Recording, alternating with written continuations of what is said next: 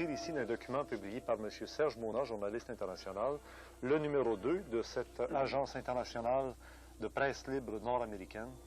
Et vous le voyez sur la page couverture, confidentiel, urgent, original, copy. Le ministère de la Justice des États-Unis. Évidemment, c'est une traduction d'un document authentique. Et nous allons regarder quelques extraits à l'intérieur de ce document. Vous voyez la carte des États-Unis avec plusieurs endroits encerclés qui représentent les endroits où il y aurait, semble-t-il, des camps de concentration, plus de 130 camps de concentration dans le projet Rex 84, et on en passe, des plus belles et des plus mûres. On a avec nous M. Serge Mona. Bonjour, Serge. Mais là, je pense que votre journal, là, il a tout à fait raison d'être rouge, hein, parce que là, on se brûle. Là. Parlez des camps de concentration. Est-ce qu'il y a des camps de concentration au Québec aussi, puis dans quel but? Bon, moi, en fin de compte, pour bien situer ceux qui nous regardent dans le contexte de ce rapport-là, des journalistes américains m'avaient envoyé un dossier. C'était le programme du ministère de la Justice des États-Unis et du ministère de la Défense concernant l'établissement des camps de concentration. Les journalistes qui m'ont envoyé ça m'ont fait savoir que le dossier n'avait jamais été publié au complet aux États-Unis. Il y avait le directeur du Oakland Tribune en 1976 qui avait fait un article sur un des paragraphes, en fin de compte, concernant ce dossier-là. Malheureusement, une semaine après, sans qu'on sache pourquoi, il était mort. Donc, le document original en anglais, qui était en caractère très serré, n'a jamais été publié intégralement aux États-Unis. Et lorsque les journalistes m'ont envoyé ça, ils m'ont demandé, ils ont dit, écoute, Serge, on aimerait savoir ce que tu en penses, puis que tu puisses faire des vérifications sur un dossier qui est réel et qui est croissant en même temps. J'ai fait des recherches, j'ai appelé à plusieurs endroits à travers les États-Unis et en Australie. J'ai reçu d'autres documents, soit d'ordre économique ou dans d'autres domaines, au niveau militaire, policier et autres, et qui m'ont confirmé qu'effectivement, non seulement il y avait un programme d'établissement de camps de concentration, mais que celui-ci était beaucoup plus élaboré que le document original le laissait croire au départ. Mais des camps de concentration, il me semble que ça passe pas inaperçu, là. Oui, la façon que ça a été organisé, ça passe inaperçu, dans le sens que la majeure partie de ces camps-là sont situés soit à proximité ou à l'intérieur de bases militaires américaines, mais ce qui est quand même bizarre, comme celle qui se trouve en Floride, c'est que dans une base militaire, dans une prison militaire, on retrouve des prisonniers de droit commun au niveau civil. Et après avoir fait des recherches dans différents camps, y compris en Alaska, on a fini par découvrir qu'on maintenait un nombre très limité de prisonniers civils pour tenir les camps d'activité, mais que certains de ces camps-là pouvaient contenir jusqu'à 100 000 prisonniers et plus à l'heure actuelle. On a des rapports que sur l'entraînement, ce qui va sûrement surprendre des gens, l'entraînement de troupes militaires soviétiques, coréennes, de Mongolie, d'anciennes régions du bloc de l'Est sur la frontière du Mexique, sous le couvercle des Nations Unies, et ces troupes traversent la frontière mexicaine, américaine et canadienne sans jamais être badrées par les gardes frontières. Ce sont des entraînements. Pour des raisons de sécurité d'État. Ah oui, ça, on a juste à poser, comme des journalistes américains me disaient, on a juste à poser, bon, écoutez, sécurité ou secret d'État, et à ce moment-là, plus personne n'ose parler de quoi que ce soit. D'accord? Bon, vous voulez vous dire que dans le système démocratique nord-américain, il existerait un autre système en parallèle, qui est le système militaire ou paramilitaire. Le fameux complexe militaro-industriel et américain, qui a continué de grandir et qui s'est drôlement accru en importance, surtout pendant la guerre du Vietnam, est un gouvernement à l'intérieur du gouvernement américain, mais un gouvernement aussi indépendant avec toutes ses structures, excessivement puissant. Il est à remarquer qu'on est en train, en même temps à l'heure actuelle aux États-Unis, de mettre sur pied ce qu'on appelle une force de police nationale tout à fait spéciale, dont, d'après les sources d'information que j'ai, les uniformes sont noirs, les chars d'assaut sont noirs, les hélicoptères sont noirs, tout l'équipement est noir d'un bout à l'autre avec des sigles rouges dont j'attends des copies. Ah bon, déjà dans nos documents, nous avions déjà montré le fameux sigle d'un triangle. C'est un triangle rouge, effectivement, avec supposément 3 sets renversés qui correspondaient à des 6, tout différents, tout dépendant de l'endroit, l'angle sur lequel on le regarde. Mais ce qui est important, il y a un abonné, et la source d'information est sûre, il y a un abonné qui a communiqué avec moi puis qui avait présenté le document à un de ses amis qui est un ex-agent de la CIA qui vit dans les Laurentides.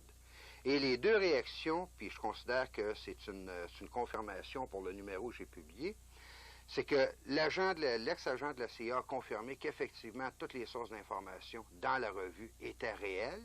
Et il a aussi manifesté son énorme surprise à savoir comment ça se faisait qu'un journaliste canadien puisse posséder autant d'informations que ça, surtout sur des sujets qui n'ont jamais été publiés nulle part, qui ne sont pas connus des populations. Là, sous votre nom, on a vu apparaître un numéro de téléphone, on peut le dire aussi à l'écran, là. C'est dans le 514. C'est dans le 514, le 270-1235. Les gens peuvent appeler sans aucune restriction s'ils veulent avoir plus d'informations à propos de ce numéro de revue-là. Il y a un répondeur automatique. Il y a aussi un répondeur automatique. Il y a quelqu'un qui va leur répondre, qui va prendre leur nom, leur numéro de téléphone, qui va leur donner les indications comment se procurer ce numéro de la revue. Où est-ce qu'on pourrait se le procurer, à part par le téléphone? Est-ce qu'il y a des endroits où il est disponible? À l'heure actuelle, malheureusement, il n'y a pas d'endroit. Tu sais, si on se rappelle la première fois qu'on avait parlé du Leminu moins 15 secondes, il y a même des libraires qui ne voulaient pas l'avoir parce qu'ils avaient peur que leur vitrine soit cassée. C'était juste Leminu moins 15 secondes à Ottawa. Je n'ose même pas imaginer pour un dossier semblable qu'est-ce que ça pourrait représenter. En tout cas, lors de nos conférences, regardez à la fin de l'émission à quelle date on aura des conférences à Montréal et à Québec et même à Rimouski bientôt. Alors, vous aurez évidemment accès à la fameuse revue de M. Serge Mona. Maintenant, j'aimerais vous poser une question qui est très importante et qui nous concerne tous en tant que spectateurs. Ça s'adresse à qui, ces camps-là? Bon, la façon que Qui on va les mettre dans ces camps-là? La façon que les plans sont mis sur pied aux États-Unis, de sources sûres, avec preuve à l'appui, on sait que par le biais des Nations Unies, on veut instaurer un nouvel ordre mondial pour l'an 2000. Milieu 1999 en 2000, avec un énorme spectacle cosmique, ainsi de suite, toute la patente pour être sûr d'impressionner les gens. De toute la planète. De toute la planète en même temps. Comme on disait dans les textes sacrés, à la vitesse de l'éclair de l'Orient à l'Occident. Évidemment, par les satellites. Ça explique beaucoup, en fin de compte, les voyages de la navette spatiale et tout ce qu'ils sont en train de faire dans l'espace. Mais pour revenir aux camps de concentration, les camps de concentration sont organisés de manière à servir à la première étape de camps de rééducation pour tous ceux qui ne sont pas d'accord avec l'établissement d'un nouvel ordre mondial. Et il faut dire que toutes les techniques utilisées ou expérimentées entre la CIA et la médecine militaire aux États-Unis vont faire l'objet d'un prochain dossier que je vais publier là, après celui-là dans le courant de septembre.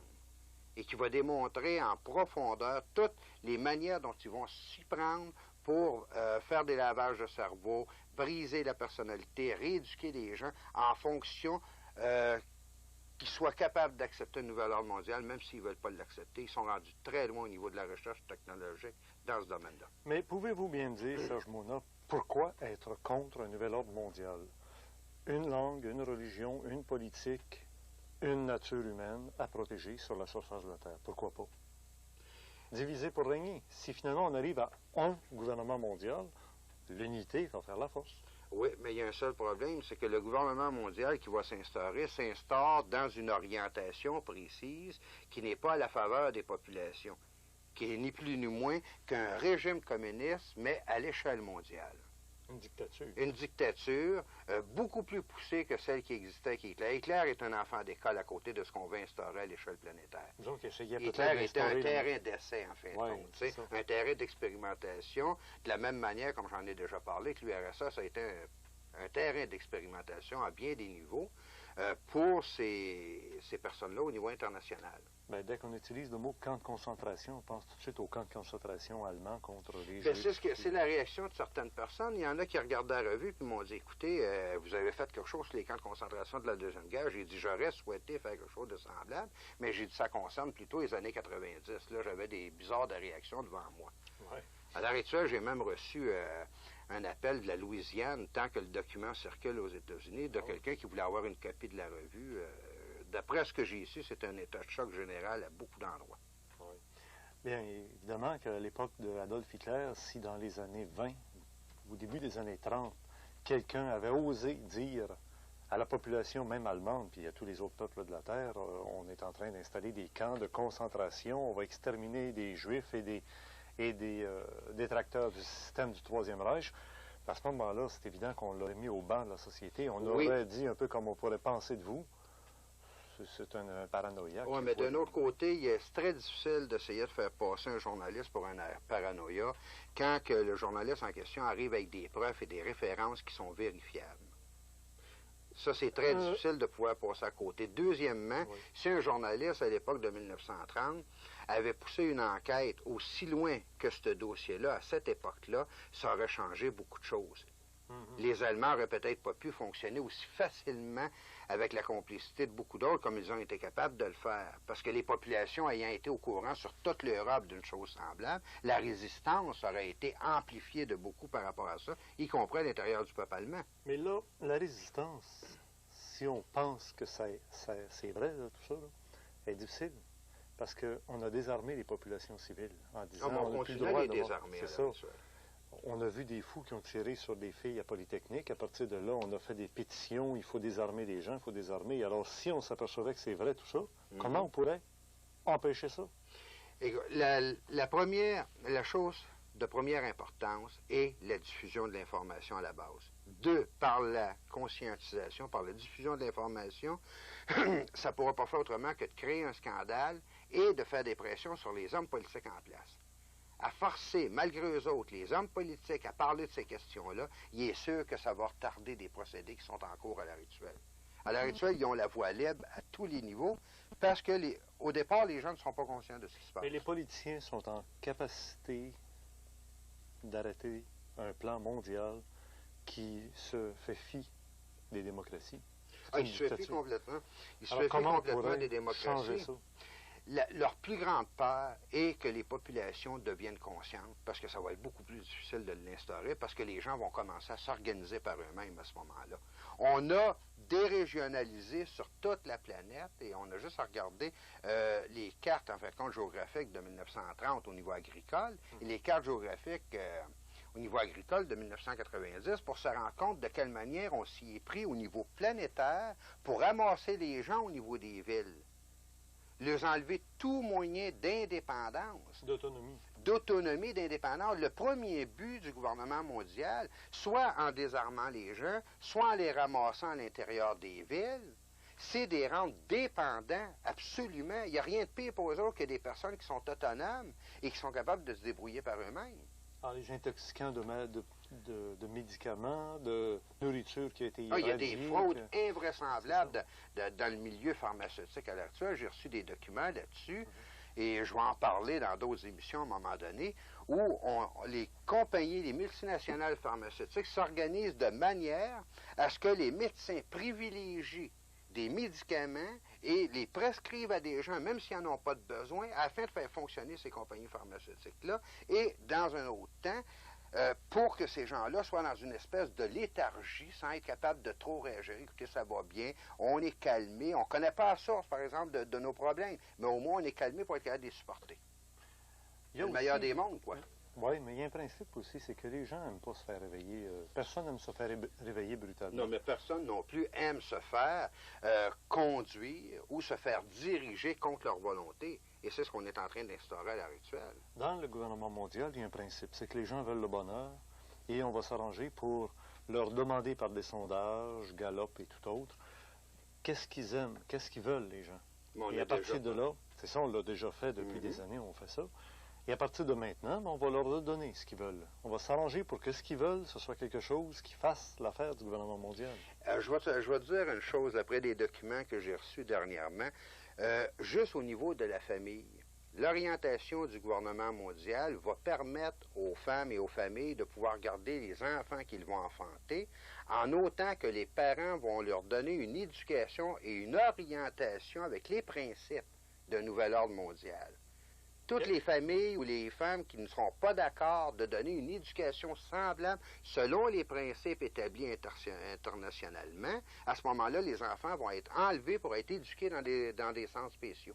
Mais là, j'aimerais bien voir, parce que là, vous foncez régulièrement à boulet rouge contre l'instauration du nouvel ordre mondial, et j'aimerais qu'on définisse qu'est-ce que c'est le nouvel ordre mondial, quelles sont les valeurs du nouvel ordre mondial contre les valeurs qui sont, d'après moi, peut-être primitives, qui sont des valeurs de Je suis clocher. justement en train de préparer un volume là-dessus, qui est le volume au niveau de la conspiration de l'âge du Verseau, là, que je vais sortir à la fin de l'automne, et à l'intérieur duquel on va voir exactement qu'est-ce que le nouvel ordre mondial privilégie, encourage comme orientation, et de quelle façon il s'est organisé par la manipulation psychologique des populations à leur faire croire que les valeurs qu'ils possédaient auparavant sont maintenant des valeurs dépassées. C'est pour ça qu'on appelle ça nouvel ordre mondial, nouvelle forme de pensée, nouvelle orientation, nouvelle technologie. Tout est nouveau, donc, par rapport à quelque chose qui est considéré comme ancien. Et désuet. Désuet, justement.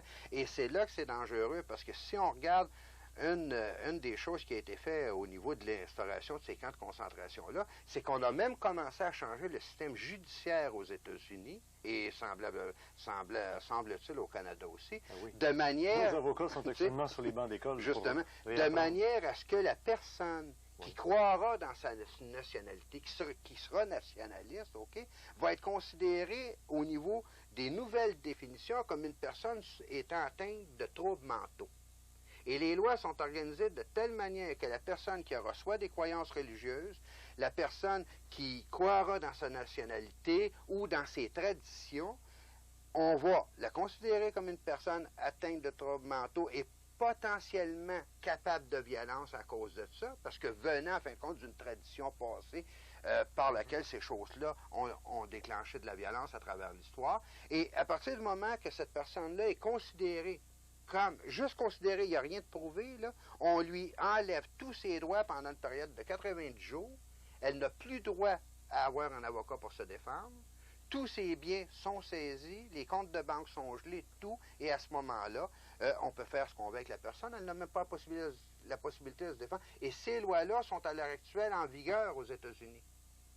Et c'est ce qu'on est en train de faire. Tout est en place à tous les niveaux. On est en train de tout instaurer, de changer le système judiciaire, les lois, sans que les populations s'en rendent compte, parce que pendant ce temps-là, on leur donne du pain et des jeux. Bon, là, on leur donne des loteries, on leur donne n'importe quoi pour qu'ils ne prennent pas le temps de réfléchir, de voir qu'est-ce qui se passe. On, c'est qui ça? On, c'est ceux qui veulent instaurer le nouvel ordre mondial. Qui? Par exemple, au niveau des Nations unies, ceux qui font partie de la commission trilatérale, si on veut mettre des noms comme Rockefeller, Rothschild, les Illuminati, la franc-maçonnerie internationale, ce sont eux qui sont en train d'installer ce nouvel ordre-là. On entend parler de la franc-maçonnerie, mais c'est des bons gars. Les gens qui font partie de la franc-maçonnerie, ils sont là un petit peu comme des boy scouts pour adultes, les chevaliers de colonne. Il y a quand même deux sortes de francs-maçons. Il y a quand même ceux qui font partie de ce qu'on appelle le Grand Orient de France, et qui sont ceux qui ont pensé la Révolution française, les Illuminati, qui l'ont mis sur pied, qui ont mis sur pied le système communiste, qui ont mis sur pied le nazisme en Allemagne, et ceux qui font partie d'un franc-maçonnerie comme étant un club tout simplement social comme il y en existe au Québec. Les gens se rendent compte, ils ont des pique-niques de fin de semaine, des choses, il n'y a rien de dangereux dans ces loges-là au Québec. On ne parle pas de la même chose, là. Non, parfait. Okay. C'est complètement différent. Oui, alors donc... pour ceux qui aiment avoir des cauchemars la nuit et qui veulent avoir des bonnes raisons d'en avoir, des mal de ventre, vous pouvez toujours contacter Serge Mona au numéro de téléphone que vous avez vu au cours de l'entretien. Et dans ce document de plusieurs dizaines de pages, là, je pense le dossier en caractère serré a 50 pages. Si je le mettais dans un livre comme tel, avec un caractère de moyenne grosseur, il y aurait facilement 100 pages. C'est ça. Et on ne peut pas parler de prix ici, mais en contactant... les gens vont avoir toutes les informations, y compris les informations sur le numéro qui va suivre celui-là, et sur lequel je vais donner une conférence demain là, à Saint-Sauveur, et qui porte sur les nouvelles technologies développées entre la CIA et les forces militaires américaines pour le contrôle direct des individus, indépendamment de leur volonté. Merci, Serge Mona. J'espère que vous serez toujours vivant. J'espère qu'on continue à informer les gens. Et je vous laisse en regardant quelques articles de journaux qui pourraient vous laisser perplexe.